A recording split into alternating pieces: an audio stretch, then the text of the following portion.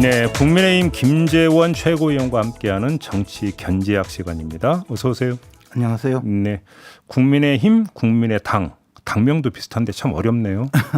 결국은 끝난 겁니까? 이제 그러니까 통합은 끝났다고 봐야 되는 겁니까? 일단 지금 우리 당이 이제 곧 저 후보 대선 후보 등록을 하거든요. 그러면 이제 그 전에 합당을 해야 안철수 대표도 우리 당의 대선 후보로서 등록하고 경선에 참여할 수 있는데 네. 그 시한은 아마 지킬 수 없어서 결국은 이제 우리 당 후보가 선출되고 난 다음에 그때 단일화? 가서 단일화 협상을 다시 해야 되지 않을까 생각합니다. 결국은 지금은 어렵다고 봅니다. 위원님도 안철수 대표가 이제 독자 출마한 다음에 나중에 단일화를 모색할 거다 이렇게 보시는 거죠?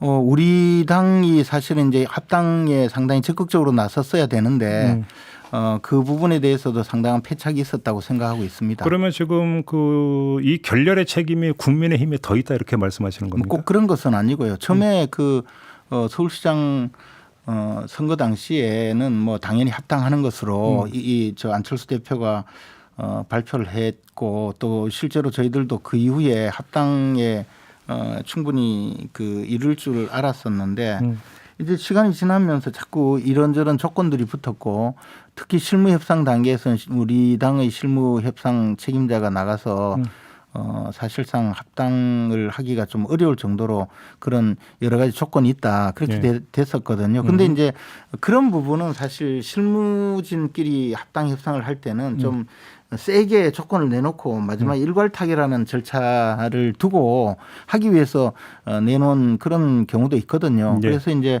우리 당에서는 이준석 대표가 직접 협상을 하겠다고 하길래 그러면서 워낙 자신 있게 이야기를 했었거든요. 그래서 사실 그냥 맡겨놓고 있었는데 협상이 아니라 계속 이제 공격만 하다가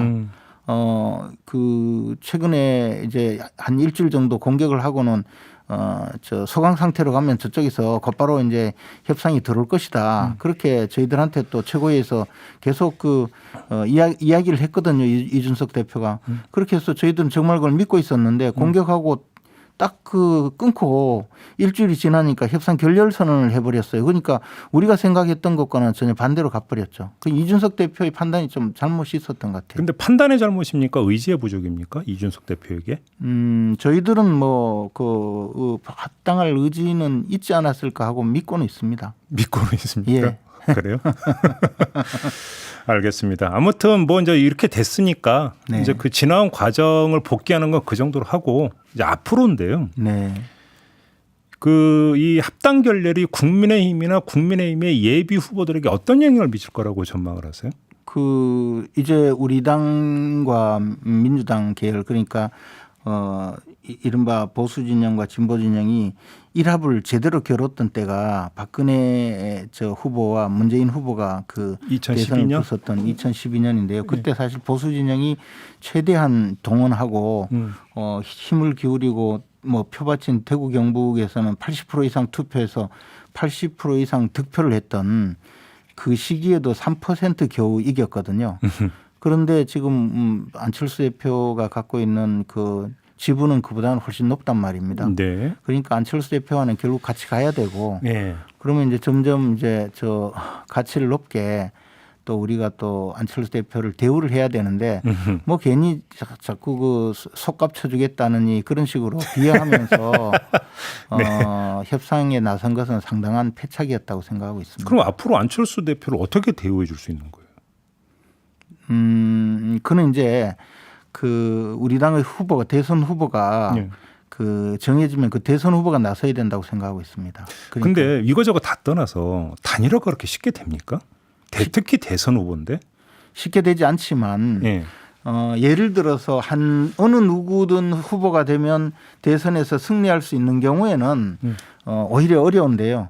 조금 그렇지 않다면 또 대의를 위해서 함께 가고자 하는 그런 마음이 있다면 저희들은 노력을 해서 네. 함께 가야 되지 않을까 생각합니다. 그러면 예를 들어서 그러면 이제 물론 결렬이 됐음에도 불구하고 국민의힘과 국민의당의 관계는 단일화까지를 염두에 둔다면 또 일정하게 최악으로 치닫는 건 이제 관리를 해야 된다는 말씀으로 연결이 되는 것 같은데 저는 그래서 어제 협상 결렬이 되었는데 우리 당의 대변인이 국민의당을 비난했거든요. 네. 그런 식으로 나가는 데 대해서 제가 조금 다른 의견이었고 그 점에 대해서 좀 이야기하고 싶었지만 뭐 자꾸 그 자극할 필요는 없다. 자극할 필요 없는 정도가 아니라 결국은 같이 가야 되는데 왜 이렇게 공격을 하고 비난을 하는가에 대해서는 저는 상당한 의구심을 갖고 있습니다. 그러면 이제 제가 드리려고 했던 질문이 이미 탈당을 선언한 사람도 있고 탈당을 예고한 사람들도 있던데 국민의당에서 네, 그 사람들이 그래서 나 국민의힘이 입당을 내면 받을 겁니까? 당연히 받아야죠. 그러니까 그런데 그게 그럼 국민의당은 기분 나빠하지 않겠습니까? 기분이 나쁘더라도 그분들 안 받고 갈 수는 없고 우리가 이제 야권의 어떤 저 플랫폼을 주창한 이래 모든 저 그 보수 진영의 그 큰 우물이 되어야 되거든요. 큰 저 그 바다가 되어야 되거든요. 그러니까 오는 물은 전부 다 함께 받아서 그런 큰 사람들은 바다로 가야죠. 받아도 그러니까 단일화를 염두에 둔 상태에서 어떤 그 관계 관리에는 그렇게 큰 지장은 없을 거다 이렇게 보시는 거고. 그렇습니다. 가장 핵심적인 문제는 자 안철수 대표가 독자 출마한다고 가정을 하고 파괴력이 어느 정도 있느냐가 이제 가장 큰 관심사잖아요. 지지율 뭐 이런 걸 어떻게 전망을 하세요? 캐스팅 보트 역할을 하려고 할 텐데요. 그렇겠죠. 과거와 같은 힘은 발휘하지 못하겠지만 우리에게 상당히 그 부담되는 그런 위치에 있는 것은 틀림없습니다. 조금 전에 위원님의 말씀대로 간다면 3%를 말씀하셨으니까 네. 예를 들어서 3% 이상 뭐 예를 들어서 뚝 잘라 5%의 지지율만 확보해도 상당한 어떤 뭐냐면 입김을 그러니까 낼 수 있다는 얘기로 연결이 되잖아요. 그렇죠. 그렇게 그 봐야 과거에 되는 거죠. 보면 그 김종필 자민련 총재가 그 김대중 그 평안민주당 네. 총재와 뭐 완전히 출발부터 마지막까지 다르셨지만 결국은 같이 가서 정권을 그 창출했거든요. 네. 그때 이른바 김종필 저 자민련이 갖고 있던 어떤 세력에 비해서 훨씬 많은 어마어마한 정치적인 그 지분을 인정을 해주고 같이 갔거든요. 네. 그렇게 하지 않으면 같이 갈 수가 없죠. 근데 그 말씀하니까 그럼 하나만 더 여쭤볼게요. 단일화 한다면 네. 그 국민의힘 이제 누가 후보가 될지는 모르지만 국민의힘 후보가 이제 그 지지율에서 앞서서 국민의 후보로 만약에 단일화한다고 가정을 해보죠. 너무 앞서가는 측면은 좀 있습니다만. 네. 그러면 그 단일화를 양보하거나 그러니까 그 헌신해야 되는 안철수 대표에게는 어떤 지분을 줄 수 있는 겁니까? 거기서? 지금까지 저희들에게 요구한 것보다 더 많은 요구를 할 수도 있겠죠. 그러니까 몸값을 더 올라갈 거 아닙니까? 그래서 이번에 그 합당 그 과정에 협상이라든가 그 과정에서 안철수 대표를 자극하고 공격한 것은 상당한 패착이라는 거죠. 오히려 합당이 더 싸게 먹히는 카드였다. 굳이 그러니까 표현하자면 그런 겁니까? 뭐 그렇게 생각할 수 있죠. 알겠습니다. 좀 다음 주제로 넘어가죠. 네. 그냥 단도직입으로 이준석, 윤석열 두 분의 관계를 지금 어떻게 진단을 하세요? 뭐 일단 긴장 관계이고요.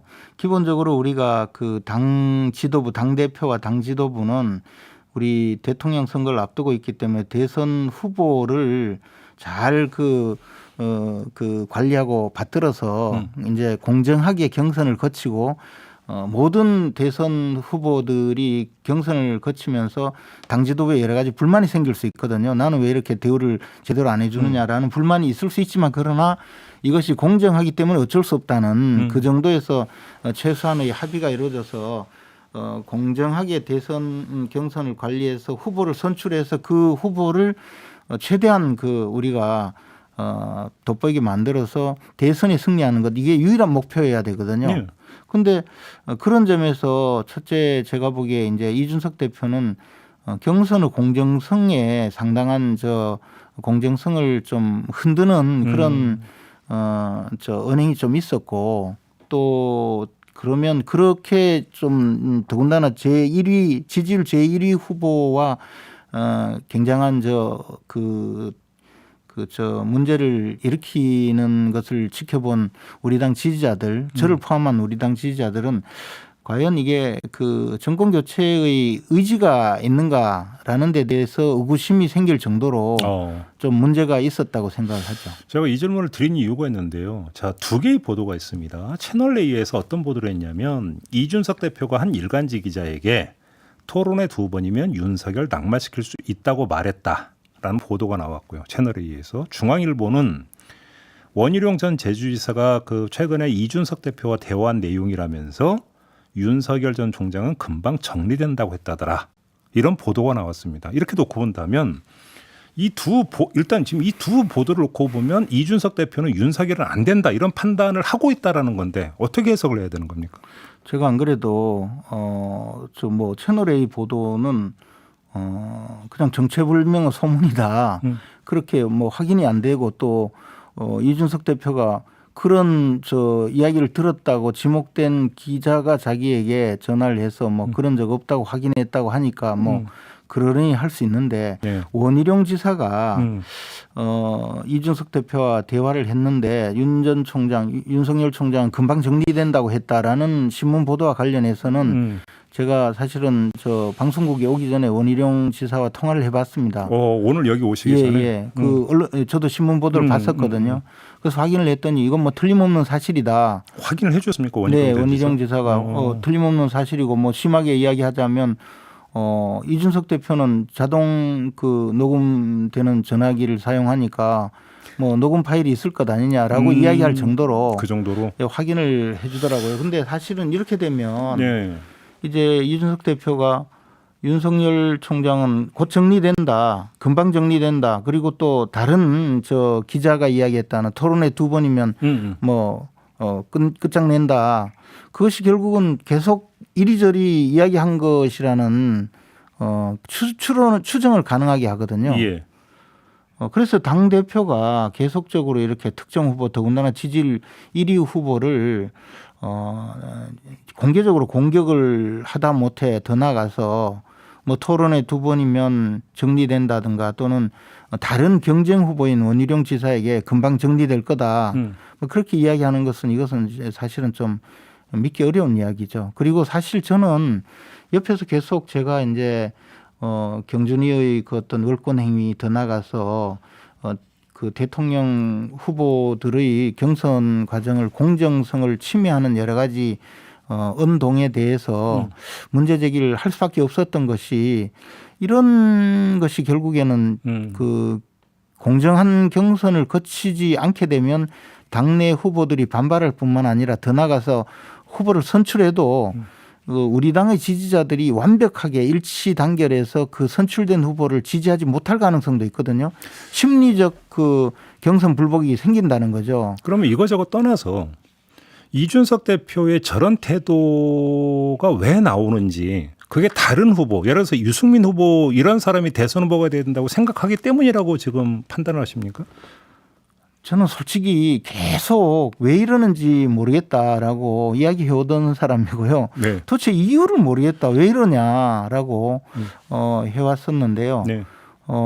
조금 뭐 분석하는 분들은 많이 있지만 저는 그냥 뭐 일종의 경쟁 의식인지 아니면 그냥 윤석열 후보한테 경쟁 의식을 낀다고요? 아니 그래서 뭐 이유를 저는 뭐 짐작할 수가 없는데요. 지금 대표께서 해야 될 일은 정권 교체를 위해서 헌신해야 되고 그것이 유일한 어떤 자신의 사명이자 소명이어야 되는데 지지율 1위 후보에 대해서 이렇게 그 뭐 곧 정리된다. 이렇게 또 뭐 토론회 2번이면 끝장 볼 수 있다. 이렇게 이야기하고 있다면 이거는 좀 본분에 벗어난 일이라고 생각하거든요. 그래서 경준위에서 자꾸 토론회를 2번 하려고 한 이유도 이것인가라는 의심을 받을 수밖에 없는 거죠. 그러니까 후보 등록 이전에 윤석열 총장을 정리하고 가겠다는 생각이었다면 그런 문제가 좀 있지 않나요? 저는 설마 그랬을까 하고 지금도 생각하고 있는데요. 그러나 이런 이야기가 이제 언론을 통해서 계속 나오고 있고 그런 점을 이준석 대표가 초래했다면 이 문제에 대해서는 반드시 짚고 넘어가야 된다고 그런데 지금 생각합니다. 그 위원님께서 본인이 직접 원희룡 전 지사한테 확인을 한 사항이라고 했잖아요. 네. 그러면 그 위원님은 지금 팩트라고 간주를 하시는 거잖아요. 그러면 적어도 원희룡 지사가 들었다는 내용은 저는 사실로 확인을 했고요. 원희룡 지사는 뭐 이런 면에서 거짓말하고 그럴 뿐은 아닙니다. 그럼 좀 이따가 오늘 최고위원회의 열리죠. 문제 제기를 해야죠. 그러면 그 자리에서 이 문제를 지금 보니까 정면으로 제기를 하실 계획입니까? 물어봐야 되겠죠. 그에 물어본다? 대해서 어떻게 처리를 할 것인지. 만약에 그 발언이 사실로 확인이 된다면 그 다음은 그럼 후속은 뭐가 있어야 된다고 생각하십니까? 그러나 이제 앞으로 경선 관리를 지금까지의 이런 상황은 오해받을 소지가 다분하니까 네. 이제 모든 것을 원점에서 처음부터 다시 시작을 하는 것이 맞죠. 지금까지 일어난 일들은 이런 오해받을 소지가 너무 많았다. 그러면 원점이라고 하는 게 지금 뭐 18일로 예정된 토론회는 당연히 백지화돼야 되고 그러면 저는 경준위 전체의 그 내용에 대해서 처음부터 재검토가 필요하다고 생각하는 그럼 입장입니다. 경준위 자체 그럼 뭐 예를 들어서 지금 뭐 나오고 있는 뭐 서병수 경준위원장이 선관위원장이 돼야 된다는 이야기도 성립이 안 되는 이야기라는 거군요. 하여튼 경준위 활동 전체에 대해서 그 모든 것은 이제 뭐 충분히 역할을 하셨으니까 예. 이제 빨리 선거관리위원회를 구성하고 선거관리위원회에서 경선을 어떻게 시작할 것인지를 전부 결정하게 해서 진행하게 하는 것이 맞다는 것이죠. 경준위의 활동에 대해서는 너무나 많은 그 오해를 불러일으켰고 또 의구심을 갖게 만들었고 더 나아가서 이런 대표의 그 여러 가지 말씀으로 인해서 지금 공정성에 의심을 갖게 만드는 일은 너무나 많았지 않습니까? 네. 그렇다면 이런 상황에서 경준위 안을 그대로 끌고 가겠다고 생각하는 것은 얼마나 잘못이냐 알겠습니다. 이렇게 생각할 수밖에 정리하면 없죠. 이런 거 되겠네요. 하루라도 빨리 선관위 구성을 해서 선거관리 업무를 선관위에서 도맡고 이준석 대표도 그러니까 공정한 위치에서 이제 그 총괄 관리만 하고 선관위가 다 나서도록 해야 된다 이런 말씀이신 거죠? 그렇죠. 그 공정성에 의심을 받은 이상 그 이상의 역할을 하기는 조금 저 후보들로부터 반발을 사지 않을까. 또 저는 그런 면에서 윤석열 총장 측의 반발도 어쩔 수 없다고 생각합니다. 알겠습니다. 오늘 최고위원 회의가 분수령이 될 것 같네요. 자 이렇게 잘 마무리하겠습니다. 정리되겠죠. 뭐. 알겠습니다. 고맙습니다, 위원님. 고맙습니다. 국민의힘의 김재원 최고위원이었습니다.